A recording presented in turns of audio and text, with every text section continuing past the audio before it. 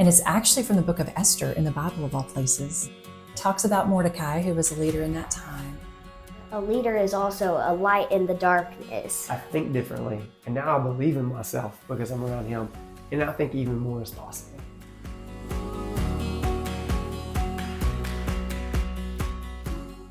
Welcome to Leading Lubbock, the podcast where we spotlight the voices shaping our city and beyond. Each week, we bring you inspiring stories and thought-provoking conversations with leaders who are making a difference in their communities. What makes this journey unique? Every guest is nominated by someone who's already been on the show, creating a chain of leadership that reflects the power of connection and community. Join us as we explore what it takes to lead with purpose and impact. This is Leading Lubbock. Well, welcome back to Leading Lubbock. Today, I've got the special privilege of getting to hang out with a guy that I've respected for a long time, Mr. Mark Murray. So, Mark, thank you for being here. Yeah, thanks for having me. Absolutely. It's be fun. Yeah, so, Mark, a little bit about you that I want the world to know is, one, I got to know you right off the bat when I started in real estate. And I think this was back in 2017. Hurricane Harvey hit in Houston. And you put together a pretty amazing trip to go down there and to help people who had been affected by the hurricane. And I remember you put out a message, or somehow it got out of like, hey, we're going to Houston and would love for people to join us. And at that time, I had dreamt of doing real estate deals, but I've not yet touched it because I was so new. Yeah. And so I was like, I've got nothing better to do right now other than go and help. And I got to ride in a car with you for several hours as we drove down there. So got to know you through that process and see your leadership firsthand. And then your wife got involved. I can tell the whole story, but you and your wife sacrificed the most for sure. Oh my goodness. Yeah, that turned into a big ordeal. It did. I don't remember how many gas cans, but little 5-gallon gas cans that we were taking to little small towns around Houston. Yeah, so that was wild. Yeah, fun time, but truly got to watch you firsthand just lead a group of people into something you're really passionate about. So that was really neat to see that as my first introduction to who Mark Murray is. Flashback, that was KW days, and looking forward, you now co-owner of Reside Real Estate here in Lubbock, as well as True Title. Yes. So you got your hands in quite a few places in the real estate industry, which I love. Yeah. And then you got a family that I'm sure you're super proud of. That's right. Wife, who's named Aaron. Yep. And then you got Zeke, 6th grader. Zeke is in 6th grade, middle schooler. Ella, 4th grade. Ella's 4th. And then you got Jude, who's in 1st grade. He's the baby. A lot of life happening, man. Yeah, it really is. Those are fun ages. Yep. Well, awesome. Well, today as we're talking, one thing that I love to hear about is I know that you'll have a lot of leadership in the business world from experience that you've been in, but also these 3 kiddos and your wife. Right. Like you lead them on a daily basis. I'm sure you're really passionate about leading them. Sure. So love to hear a little bit about that too. So maybe asking some questions to dive into that as well, because I know you're a great dad, great husband, just from what I've seen on the outside. So. It's not everything it looks like on Instagram, probably. But, no, you're awesome, man. Yeah. You're just a great dude, and not even firsthand. I get to hear from other people too. So our worlds collide in many different ways. We're a big small town. Yeah, that's right. Yeah. So let's jump into the questions because I want to talk leadership and utilize all the time we can. So Mark, to you, what does effective leadership look like, and then over time, how has that changed? How has it evolved? Just in your journey. First, great question. Right? Every good answer starts with a good question, so I like it. I took some notes here, and I told you this earlier, but I'm a big quote guy, so I love a good quote, and a lot of that comes from reading. So whenever you asked about effective leadership, one of the first quotes that came to mind, and I always have to look it up again, but it says, "A leader is best when people barely know he exists. When his work is done, his aim is fulfilled, they will say, 'We did it ourselves.'" And I come back to that a lot because it's hard, right? It's hard in a world of Instagram and social media where we want to be known, and it almost like society tells us to be known. But the effective leaders, the most humble leaders, they're not. right? They put other people forward and they inspire other leaders. And so, anyways, that quote also just reminds me of how it's exactly how Jesus led, right? It's just second. Everything's second. Like do not put yourself first. And so, anyways, I think you see some examples in today's world that are the opposite of that, and I think it's sad. So just to live underneath the radar is actually really what I feel called to do.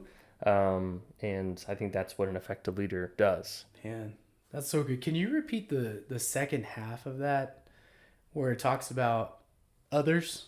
Like we did it? Right. Can you repeat that part? Sure, yeah. So it says, when his work is finished, his aim fulfilled, they will say, we did it ourselves. Man. Yeah, that is so countercultural. Right. Like I wish that was just the given and it was opposite. Right. Like the abnormal thing we're talking about is putting the attention on ourselves as a leader. Yeah. But I love that they will say. Yeah. And then they will say we did it ourselves. And that really, it comes from a place of you have to be, I think big leaders are comfortable in their own skin. They're comfortable with not getting the credit. They're comfortable with whatever way it turns out. So if you're leading towards a certain thing, you put your best effort in, and then you can, at the end of it, step out and step behind it and really praise other people and elevate other people. Yeah. Yeah. And something just jogged my memory real quick of an interaction I had with you a couple years ago. Mm-hmm. And I don't even know if it might have been 3 or 4 years ago, but I was talking to you about something along the lines of brokerages. Yeah. So it might have been when we were thinking about Clear Rock and it was an idea. Sure.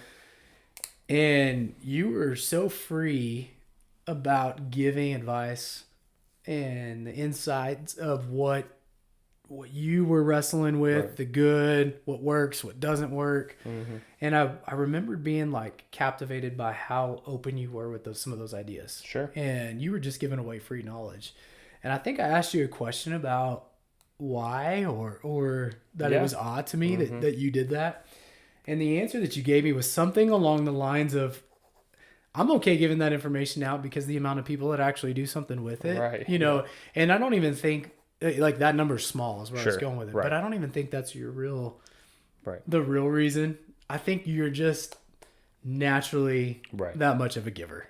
Like I don't think there's anything within you that says I got to hide that and I got to keep that for myself. Sure. I think you're one that actually likes to watch people around you succeed.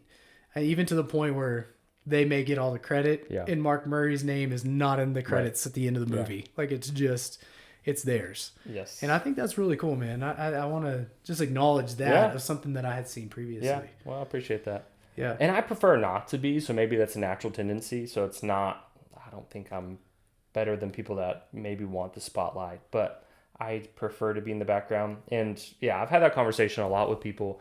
I just don't think there are any secrets. There's no secrets. So quit trying to keep them. Right. It's like in every piece of knowledge that I have, I read in a book somewhere. Let's be honest. I'm not that smart. Yeah. So for you to come or anyone to come and say, hey, what's Reside's secret, or what's your formula, or what's your business model? I'll tell you, right? Because I just think that it's not going to hurt you. I think when you live an open life like that, and that's what I kind of mean when I told you, very few people go and use it. But to me, I say that out loud. So that way it's not a threat. You're not a threat. Yeah. We're all in this thing together. We're all doing the best we can. And I want you to crush it. I want you to succeed. And I believe that about every situation, every competitor, I don't even look at anyone as competitors because I want them all to succeed. And I think there's plenty out there to do that. That's awesome. So, it's very much an abundant mindset, right? Yes. So it could be living in scarcity where it's like, I just got to take what I can get from who I can get it in order to succeed. And what you're telling me, what you're saying right here is, there's enough to go around to everybody. Yep. And those who deserve it will go after it, and it will be theirs, Yep. right? And we'll celebrate them for that. Yeah, that's right. Oh. Yeah, I think you have to have an abundant mindset just for your own sanity, right? I mean, it'd be really easy to go crazy if you just thought everyone was out to get you.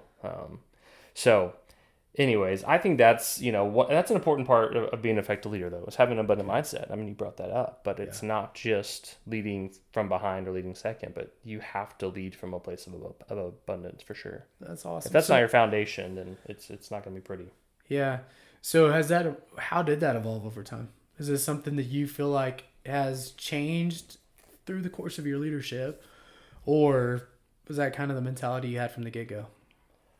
Good question. It's definitely changed over time. I wrote down another quote here, and it says, "When you lead beyond your character, it ain't pretty."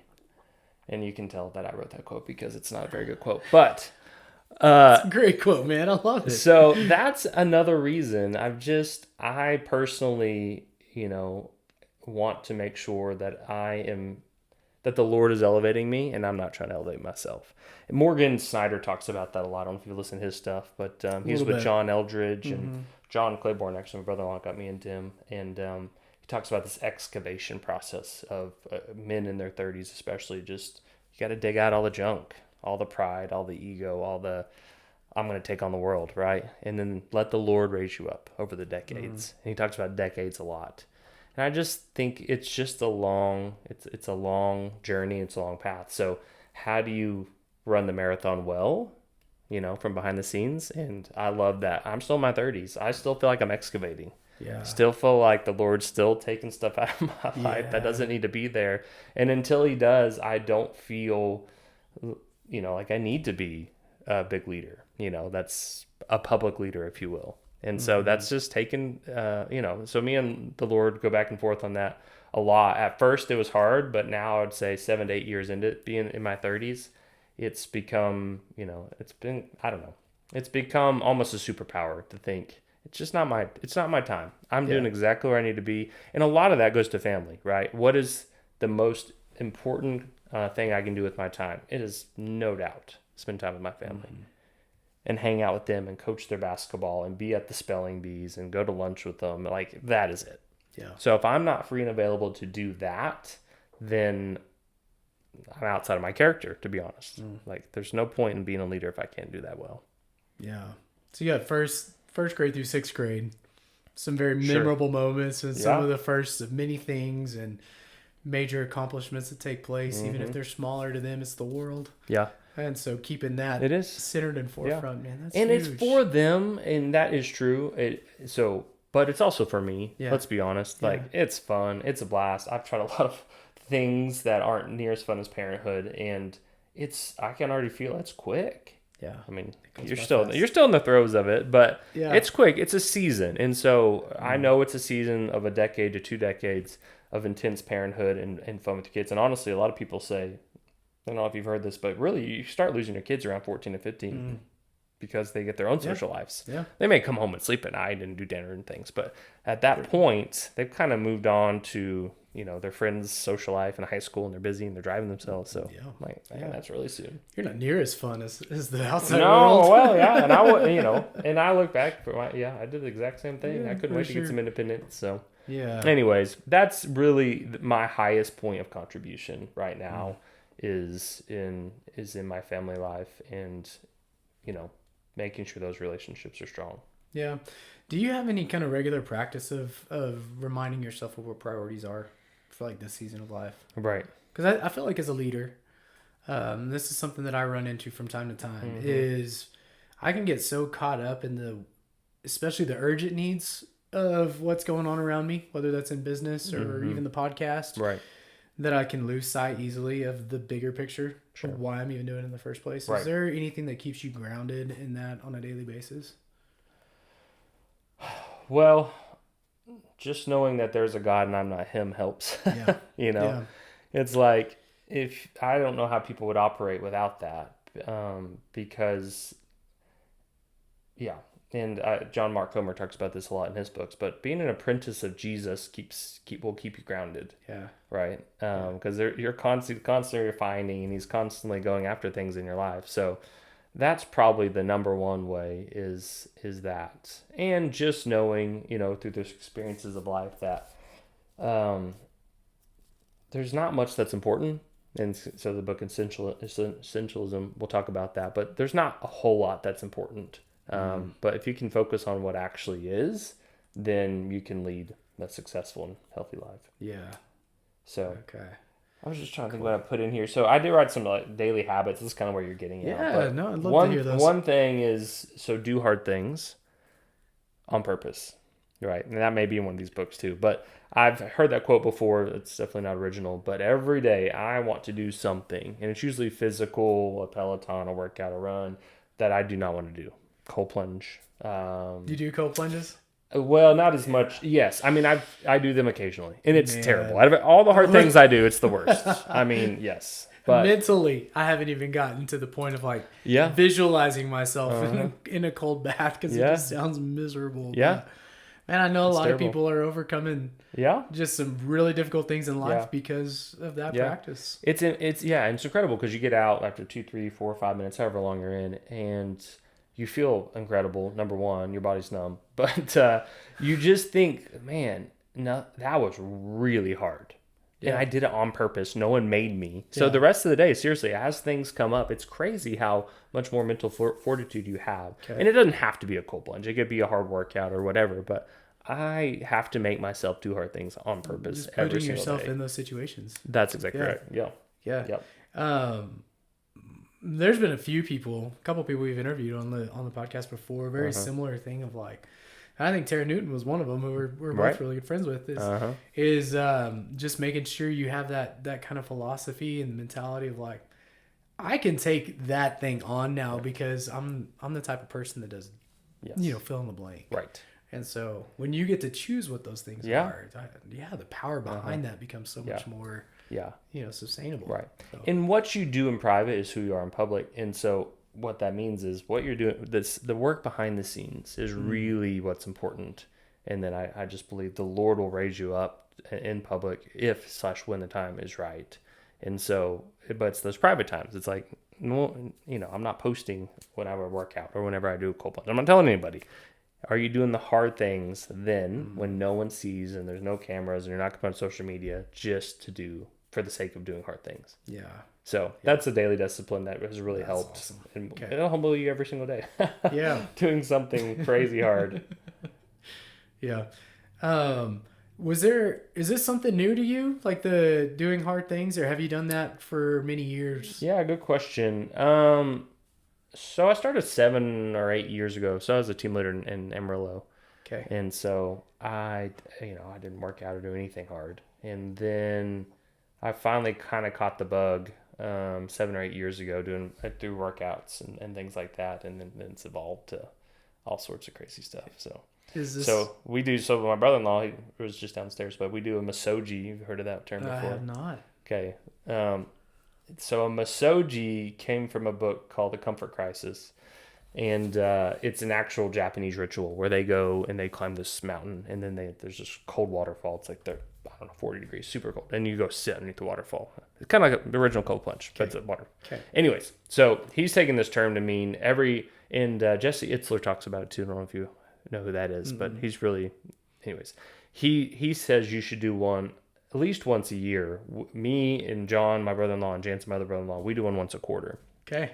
And what that means for us is something different for everyone else, but we do a super hard workout. Like one time we did this, which we failed at. So the point of a masoji is 50% of the time you make it and 50% of the time you fail. So it pushes your body and pushes your mind to a place of failure, and you may make it or may not. So you kind of ride it. So like we did a 20-mile hike last time. So I don't even know when that was. October of last year, I think, is whenever we did it. So we did a 20-mile hike, went to Ruidoso, and we hiked 10 miles in and we hiked 10 miles out just as quick as we could. And so that took 6 or 7 hours. And then others have been like 5 or 6 hour long CrossFit workout. So we all come up with a different one each quarter based upon our birthday. And so we're training for another one right now where we're doing 150-mile bike, 100-mile row. Maybe I got those two backwards, and a 50-mile run.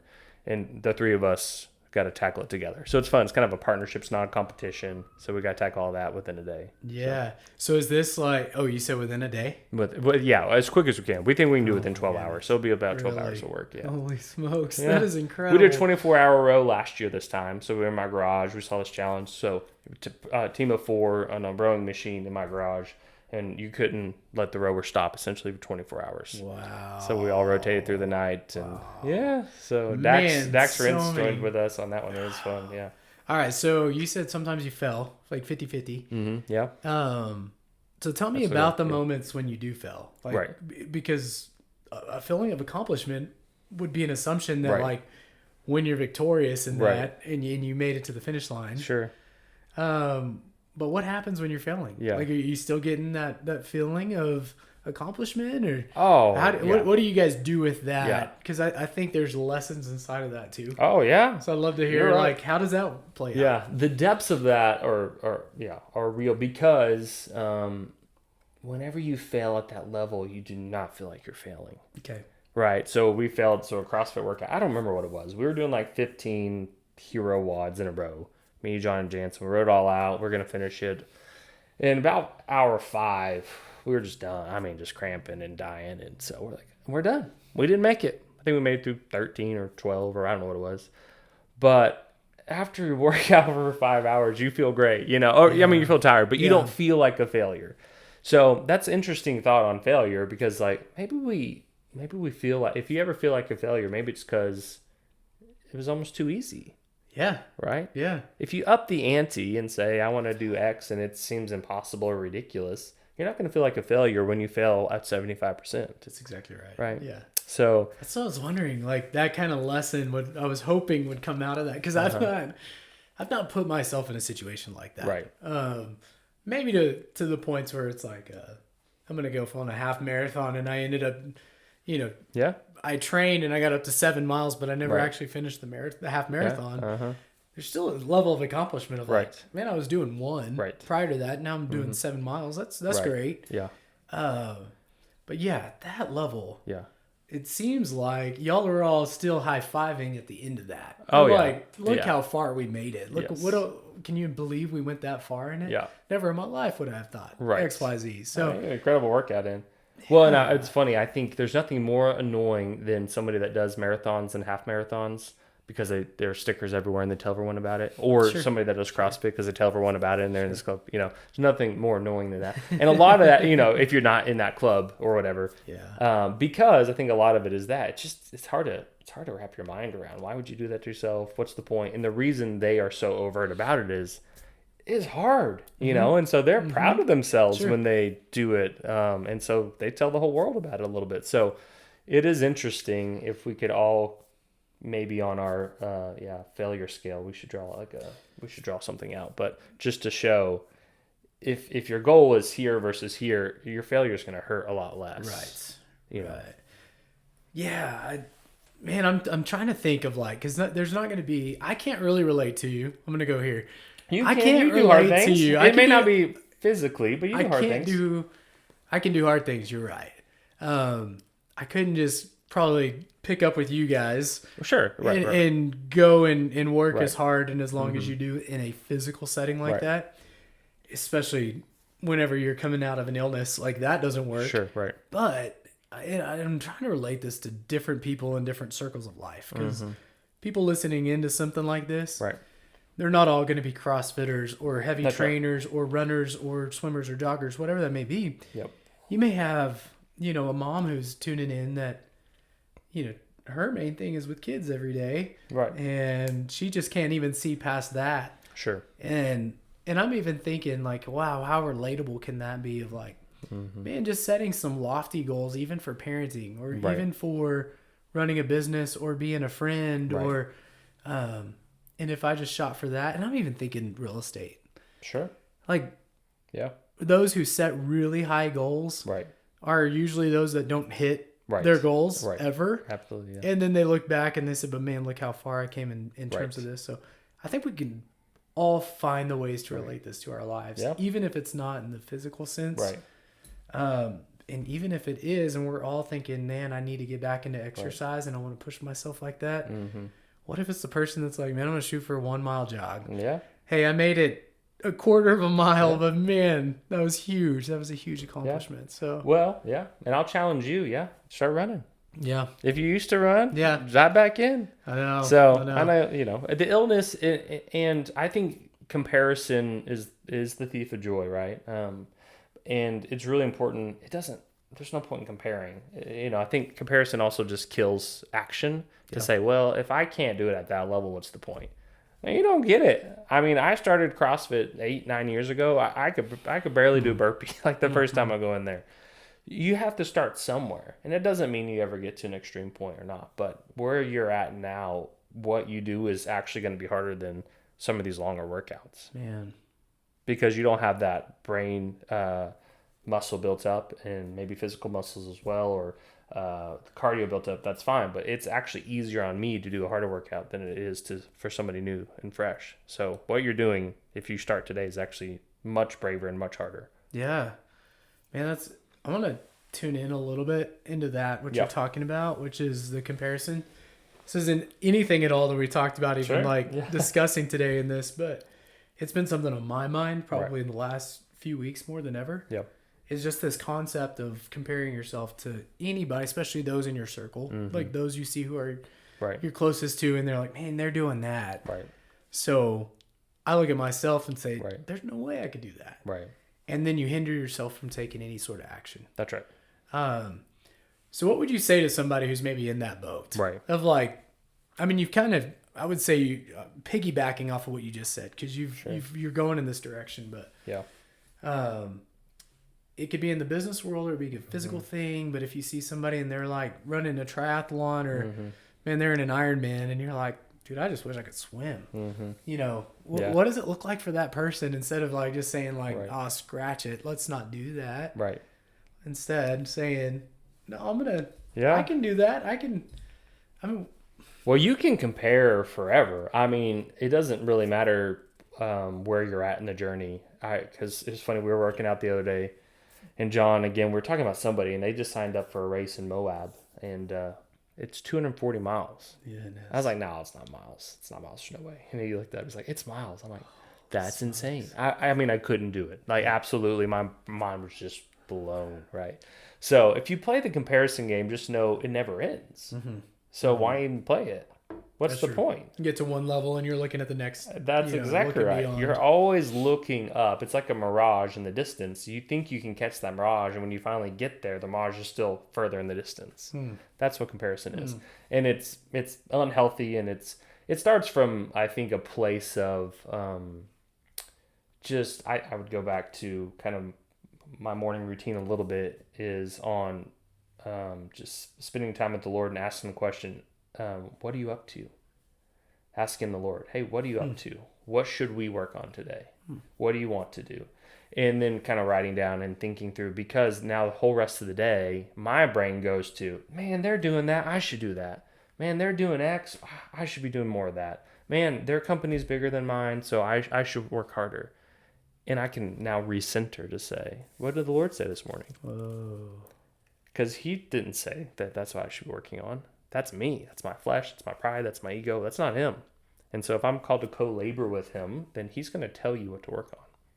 Man, that's powerful. I love that. I think that having that center point, that being grounded in that truth, gives you, because we're going to move off of it. I think our human nature, we're going to find the things to compare. We're going to find the ways that we're lacking, so to speak. But without having that anchor point to go back to, then I think we just get caught so far into that comparison. We just keep going. There's no end to it. It's and incessant. There's no, you have nothing to pull you back to center. So, man, that's going to be like something I process through after this, which is what I love being on this side. The scripture I like to anchor with that is, the Lord is my shepherd, I shall not want. So the moment I feel like I want something, I'm like, no. You're I shall not want, because you're everything I need. And if that's true, then it's always true, right? And so I constantly repeat that. Buddy, actually, Sugar Brown's founder. Have you ever met Justin Bernard? Oh, yeah. Okay, so he wrote a tweet years ago, and it stuck with me, but it was similar to that. He said, I've had seasons of plenty, I've had seasons of little, and nothing compares to the thought, I shall not want.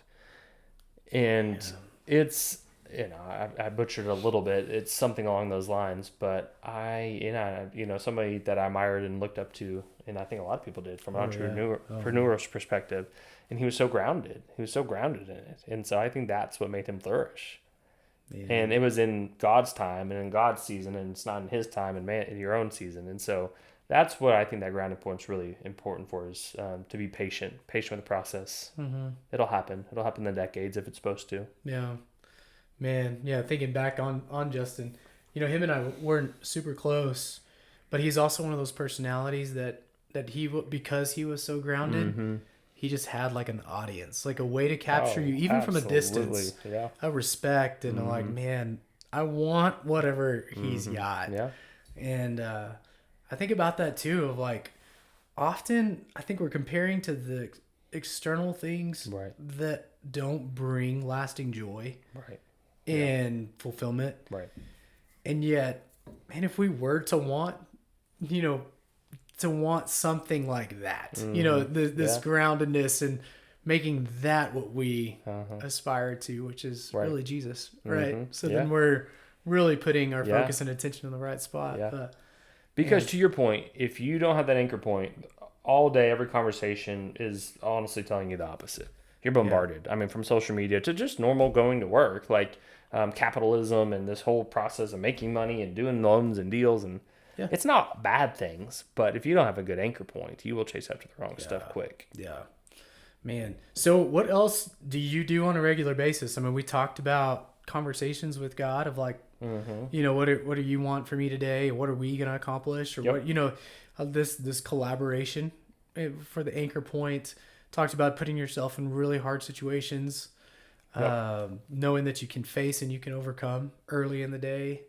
Are there any other things that you do on a regular basis? Kind of keep you grounded? So daily habits here, I wrote, do hard things, be impeccable to my response times, be pleasant, which is not always, that's not funny, but surely it's not that hard. I don't know if I've seen you without a smile. I'm pretty pleasant, but that's a superpower, right? If people know I can approach this person and I know what I'm going to get, I know it may not be the answer I want, but I know what I'm going to get. They're going to be mad, they're going to be angry, they're going to be up, they're not going to be down, they're going to be high, they're going to be low, they're going to be pleasant. That's a superpower. Yeah. Very few people can live in that space. So be patient, be persistent, be radically available. There's a Bob Goff-ism. It is. That I love. And say no a lot, or simply say, that's not for me. Yeah. Be curious, be action-oriented, and then another daily habit is make a mess. Oh, man. So live in chaos a little bit? Like, yeah, okay absolutely. That? Yeah. You have to live in action mode.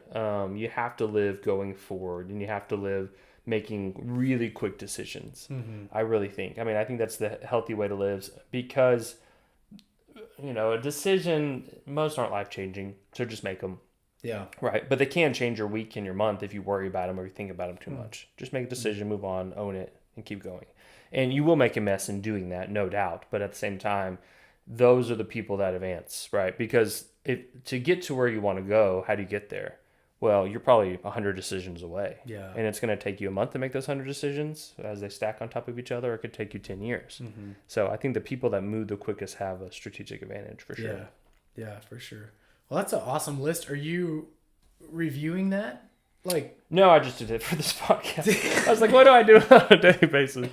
Let me write a few things down that I think I do, or that I try to remind myself. But no, I will now. This is really good stuff. No, that's great, man. But I just think it's things that you live by, right? Right, that's right, yeah. And one of the things that I've been wanting to ask you, it's not anything we talked about beforehand, but what are you learning right now about life? Right. And I'm wondering if it's even reflected on the list that you just talked about, but is there a lesson that you feel like life is, and is God teaching you something right now, or are you learning something in business or in being a dad? But is there anything that's speaking to you in this current stage of life?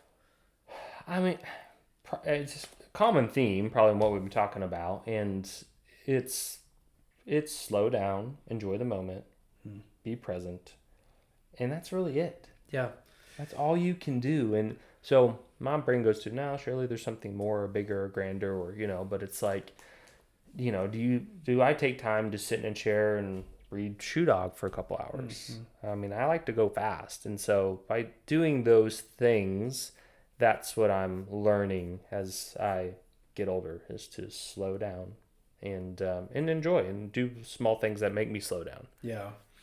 This is interesting because what I'm hearing you say, there's this be in the moment, be present, be available, be, like pleasant, almost this like very slow paced and just kind of like, That's what I'm trying to be. I don't know, I'm not step by naturally- step kind of guy. But then you're saying make a mess. And those who make quick decisions are those who will have more of a strategic advantage. So it's interesting hearing maybe just those two running parallel with each other, Right. and yet they're different than each other. I'm sure there's a way that you're executing in that, in a great balance, or maybe counterbalance between the two. Yeah. What are your thoughts there? Well, I think there's yes, they do contradict themselves, and they contradict themselves because one is, on the business side, you need to be decisive and move quickly, which is true, and you may need to make the messes versus think through everything that could go wrong. And that's what I mean by being fast. And I think there's actually a book called Going Fast to Move Slow or something like that. And it's kind of about this concept of, it sounds crazy, but by me deciding quickly, yes or no, what does that allow me to do? It frees up my calendar. It frees up 3 or 4 other meetings to discuss this one decision. It frees up my mind, right? So by moving fast, I actually get to go slow because I already made the decision. I already owned it. We already paid for it. We already did it. We already committed to it. That's fine. It's out and it's moved on. So there's so many things that, to your point, it's interesting. If you can move quickly and respond quickly. I mean, a lot of people, they carry a big email list and text unread and all that. I'm like, just respond now. Just do it instantly. And if you don't know the answer, I tell this to people all the time, just say, hey, I don't know the answer. Let me get back with you. And that's your response. That's incredible. Yeah. But it's at least off your plate to think, man, that's on there and I'm stressed out and I got all these emails to respond to and I've got all these texts. So that's what I mean. If you move quickly, it actually opens up a life that you can live slowly. Yeah, that's good. Okay. Yeah, I could see that. Because I do think this idea of like ready, aim, fire,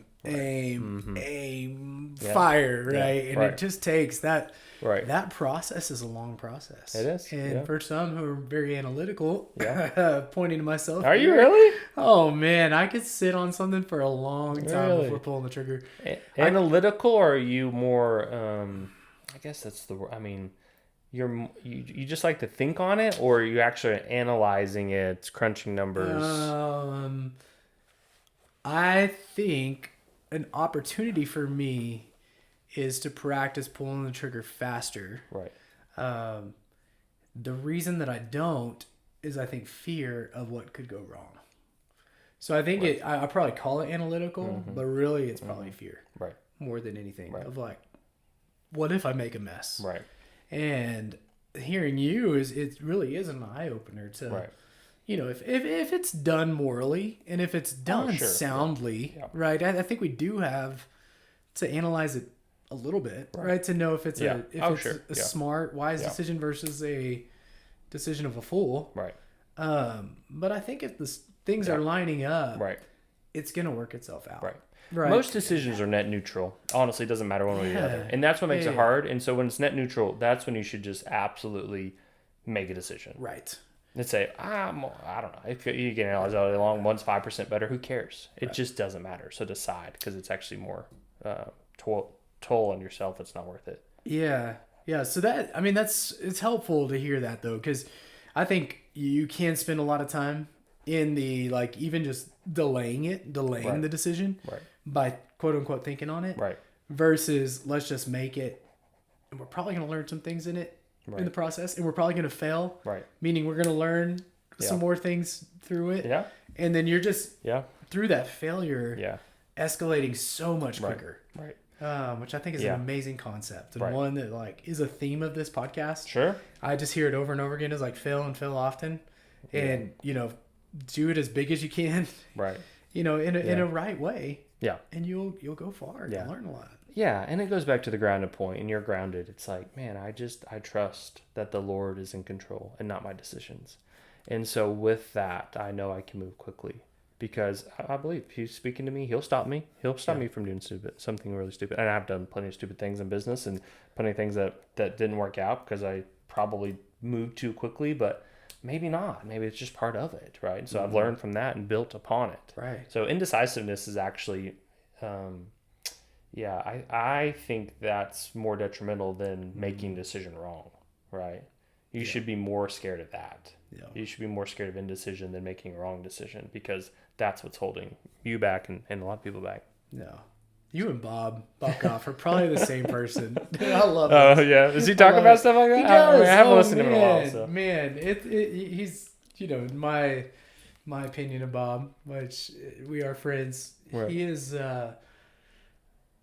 this make a mess kind of guy. Right. Let's get dirty, right? Yeah, let's live in whimsy and everything's good. And if it's not, that's okay. Like, we'll figure it out. It's all pointing in the right direction. Right. If we have the right heart behind it, we're all heading in the right direction. Yeah. So, and I hear that in you too. Yeah. And I love that. I think that, it's great. And I'm sure he said that before, but that's exactly right. Yeah. If you are a believer and apprentice of Jesus, it's all pointing in your direction. The work's already done. Mm-hmm. So, I mean, it's all pointing up. So you might as well live in that freedom, because if we don't, then how can the world? Yeah, I think it's when we start chasing the wrong motives, right? We have the wrong intentions behind it. Then I think that's when things get a little sideways. Yeah. Right. But it's that grounded point. Right. So it's just coming right back to it. So I love that. Yeah. What do you mean by this example of wrong motives? I think when maybe the motives do shift and they become about me. Oh, okay. Sure. As I'm making decisions. Right. And it's about my glory. Right. My advancement. Right. And then I start doing things out of line with my character. Right. So I'm doing things that I know don't align with what I believe in, which would be, scripturally based, pointing to Jesus. Right. Building others up. Right. If I start getting away from that and I start making decisions in a wild way, and just throwing them out left and right. Yeah. I think that's when things can go sideways. Right. But I think it's that waking up every morning, discovering like what is it that God wants me to do? What is He doing that I can walk alongside with? When we make decisions out of that place, I feel like that's when things much less likely to go sideways. Yeah. I agree. And what I love about that is, honestly, I don't wake up every morning and do that. Let's be honest. I mean, I heard Tara's podcast. I think she actually does. I don't. Most days I don't, to be honest, right? So I'll get to work and then I'll kind of get in that headspace and I'll write some things down sometimes, and sometimes I don't. But I just think if the arrow's already pointing the right direction, it doesn't matter if I did it that morning or not. I'm already living in His fullness. I'm already living in His direction. So I don't have to earn more. I can't earn more. I can achieve more. So I guess I would just encourage you and anyone that if you wake up in the morning and you miss that routine, you're not out. It doesn't matter. It really doesn't matter. Yeah. So that's religion versus operating in the grace and the freedom that we get to operate in. And I think you said, or you asked this question earlier, now it's kind of hitting me on maybe biggest or how it's my leadership style or whatever's changed. Number one, I don't see myself as a leader, first and foremost. And that's not being humble. I just don't. I like to be behind the scenes and elevate other people as the true leaders that run some really cool companies.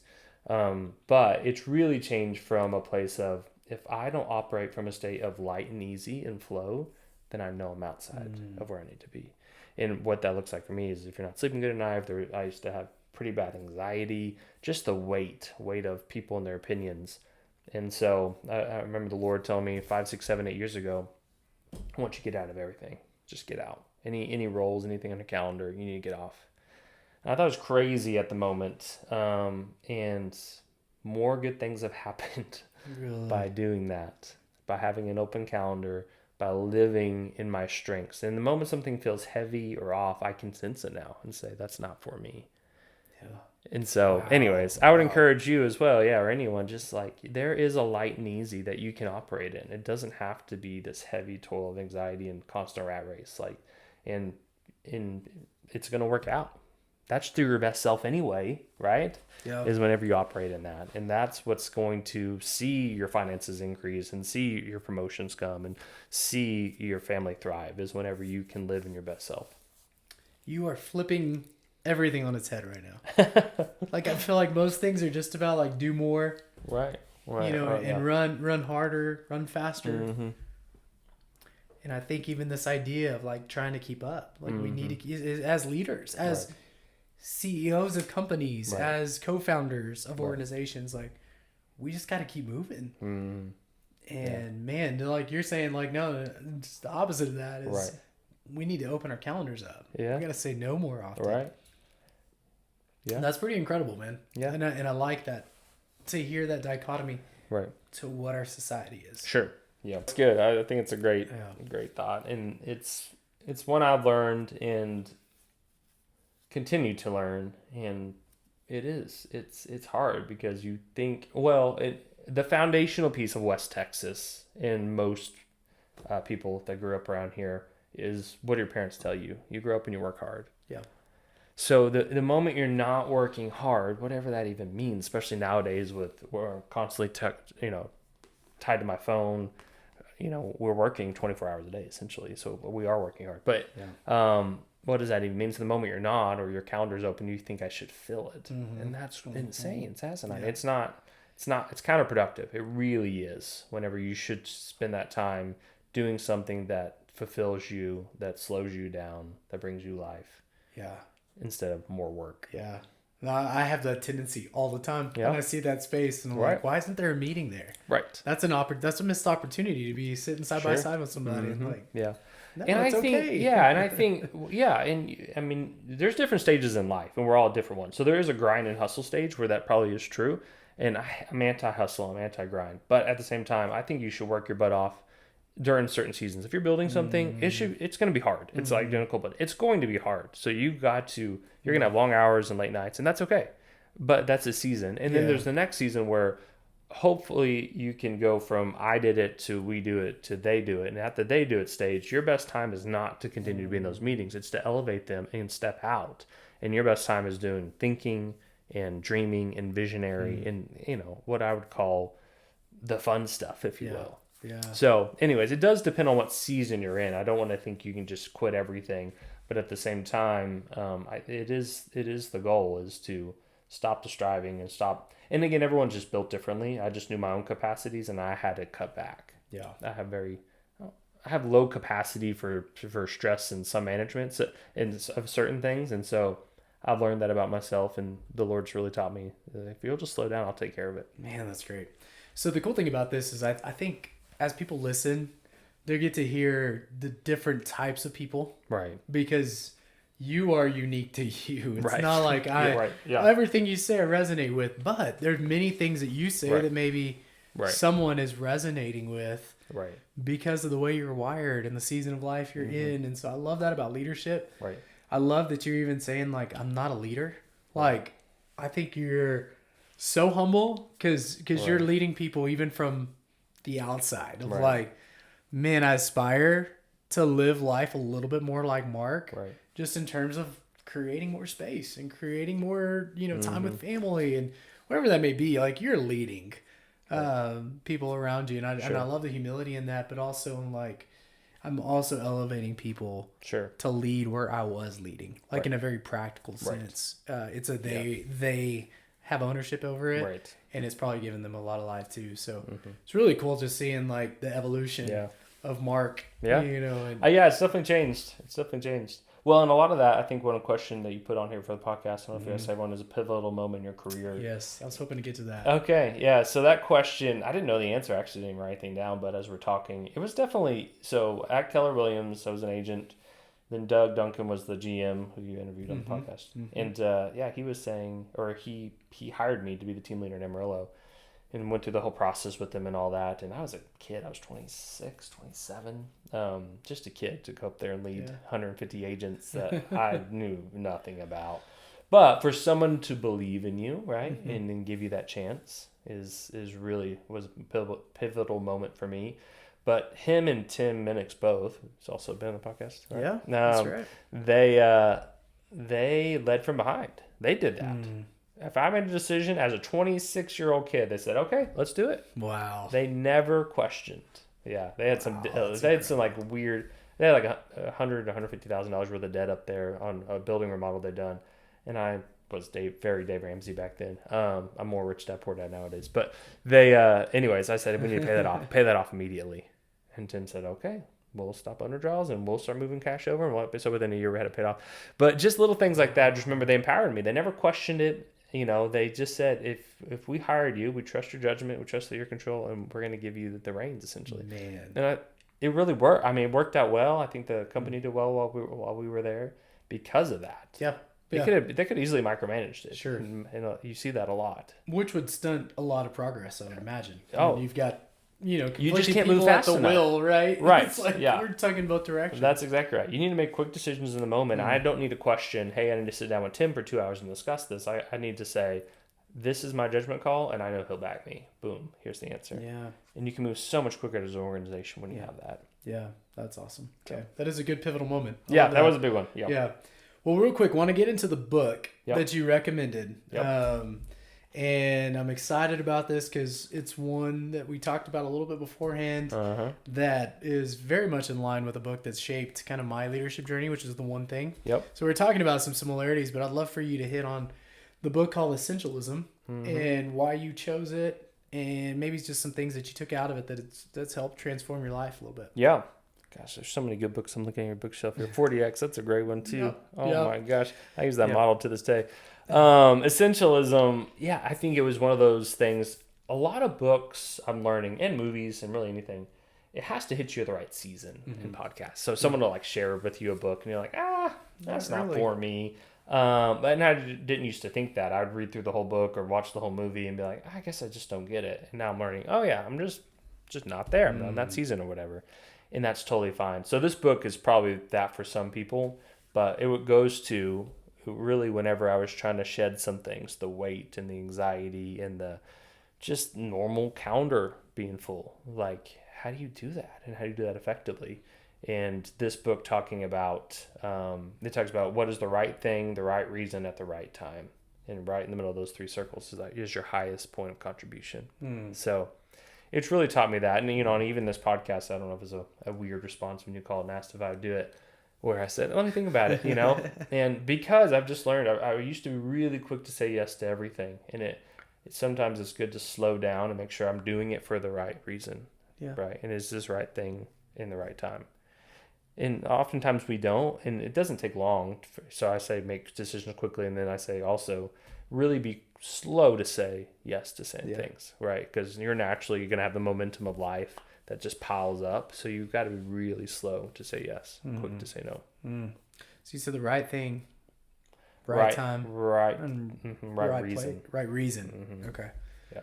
Man, I love that. I think saying yes feels good. Right. It feels good to be asked. We in West Texas, we talk about we're people pleasers. We are. And just being polite. I was just being polite. Yeah. No, you can say no politely. Yes. That's what I've learned. Yeah.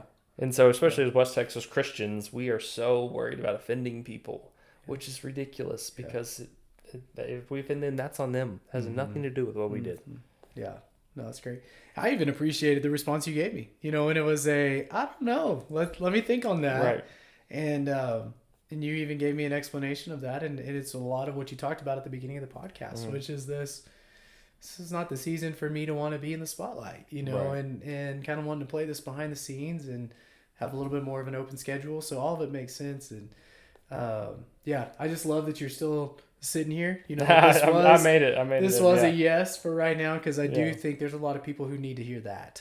Yeah. And I think even sitting across the table from you, I need a little bit of that in my life. So I'm looking forward to that. I'm looking forward to picking up this book. I think this is my season probably kind of book now. Yes, that's great. I hope it is. Yeah. You digging for something? Yeah, I'm digging, but we can wrap up. They've got a good summary in here. Oh, an essentialist or a non-essentialist. So an essentialist is less but better, the discipline's pursuit of less, and lives a life that really matters. Right? So That's really what I'm after. And I think most people are less but better. Yeah. Yeah. Right. The disciplined pursuit of less. So, and Jim Collins talks about the undisciplined pursuit of more is the downfall of most companies. The undisciplined pursuit of more is the downfall of most companies, and I would say people is they just kept going for more money or more market share. Why? It's undisciplined pursuit. So the disciplined pursuit of less is because, to your point, culture will give us the opposite of these things. Yes. So if we don't have these other disciplines just to even balance this out, we're in trouble. Man, yes. Okay. And it's cool even seeing the cover of the book.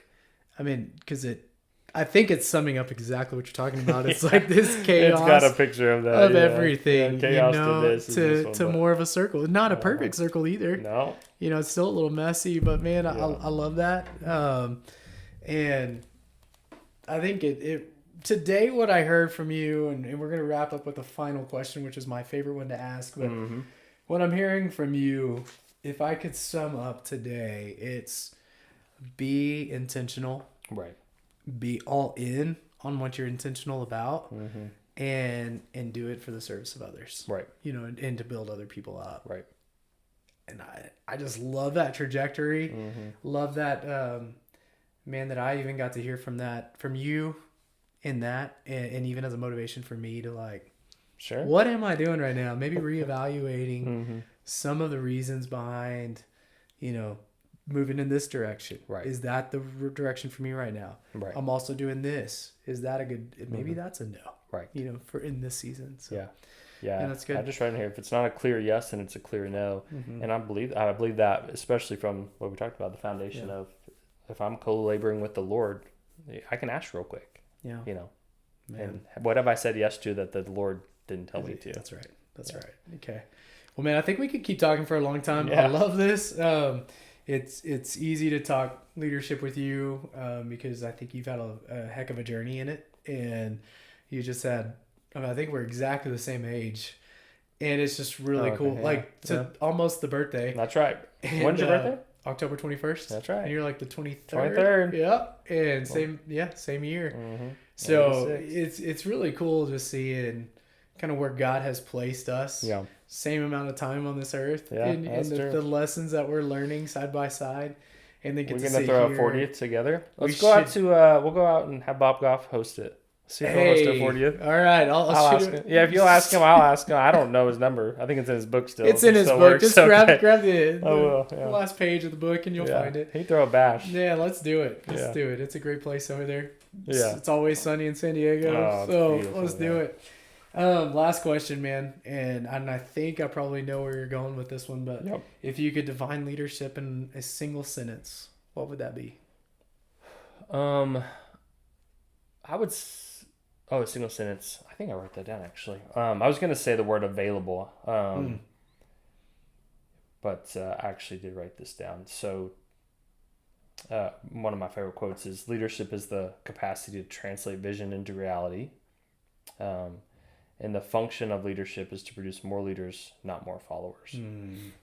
So I think that's, that would be the sentence. The point is that there's a lot more leaders. And one of my favorite analogies is that I follow football a lot in coaching, but they always talk about coaching trees. Have you heard of that? No. So there's some coaches like Andy Reid, who's one of the best coaches ever, but they really talk about how not only is he the best coach ever, but look at all these other coaches that have come out from underneath him and been really successful. And there's other coaches that have really good careers, but nobody came out from underneath them, like none of the coordinators or whatever made it. And I'm like, that's so fascinating. That's a true leader. If he's raising up and teaching these other people underneath him to go out there and have really successful at competitors. They're going to other NFL organizations and now competing against him, right? Yeah, isn't that just it's a really cool view of that's the point of a leader, is even if they rise up and become your competitor, that's the point. Yeah, it's okay. Yeah, there's plenty. There's abundance. It's like leading people to outdo you. Right. Absolutely. And that should be the goal. Which is hard. Yeah. Right? To think about no, I'm the one that started this thing. I got to stay always bigger than, the people inside of my circle. But you want their circle to expand, you're just Yeah. like okay, Yeah. see ya. And I want you to win more than me. Yeah. I mean, I really do. Go make more money than me. Go be more successful. Go have more followers. Whatever you want to do. Like, if you want to win more, please win more. So that is my job, and your job as a leader is to raise that up. Man, it's a capital they. Yeah. I just keep hearing that too. It is capital they. It's all about Yeah, they. It is, yeah. Well, man, thank you for thanks for spending having the me. It's time to fun. be here on this today, and I'm excited about it. This is, I mean, it's a long one. I don't think we might- went over time. You're This cut me might out. be the longest one we've had, and I'm okay with that. It's I'm not. We could go 3.5 hours like Rogan. I think we could. I think it brings in pizza and cigars and Yeah, stuff. I don't know. I might lose some people on that one. maybe It's that's right. but maybe you'll help me gain some traction with a 3-hour one. That's true. Hey man, thank you for coming on. Yeah, today. thank I really you. appreciate it. It was fun, and looking forward to seeing what's next. Although I probably really won't see it because you'll be so quiet behind the scenes. I'll try to be. Yeah. Enjoy the season with the kiddos and with your wife. Yeah. Y'all, Thanks, thanks Ruben. man. Appreciate you. Yeah.